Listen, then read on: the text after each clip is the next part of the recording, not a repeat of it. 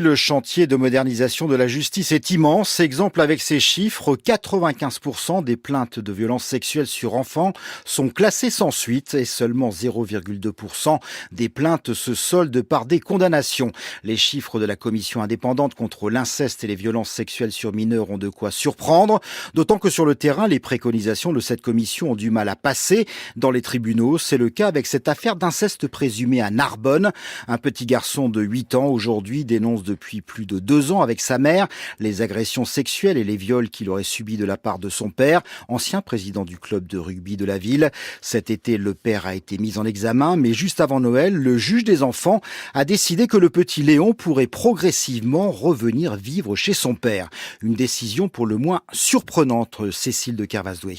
Depuis 2 ans, Léon, c'est son prénom, a répété au juge les abus sexuels qu'il avait subis. Pourtant, une première plainte a été classée sans suite. Puis son placement a été décidé avant de confier la garde exclusive au père, alors que ce dernier est mis en examen pour agression sexuelle incestueuse. Et à partir du 1er février, le père de Léon pourra l'avoir un week-end sur 2 et la moitié des vacances scolaires.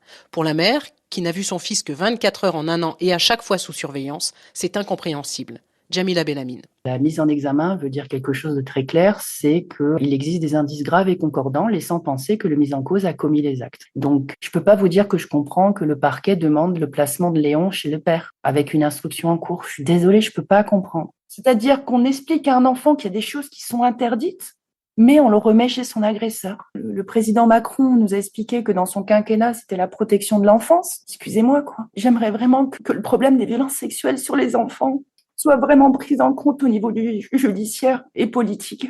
La Civise, la commission indépendante contre l'inceste, et une circulaire du ministère de la Justice ont pourtant préconisé l'année dernière d'éloigner tout agresseur sexuel présumé d'un enfant durant le temps de l'instruction. Mais ces préconisations ne sont pas appliquées sur le terrain, regrette maître Myriam Gedj Benayoun, l'avocate de la mère de Léon. Ça paraît aberrant, mais pourtant, c'est ce qu'on a dans toutes les décisions de justice. C'est-à-dire de se dire que peut-être il y a un inceste, mais que malgré tout, le père reste le père et qu'il faut continuer à lui confier l'enfant.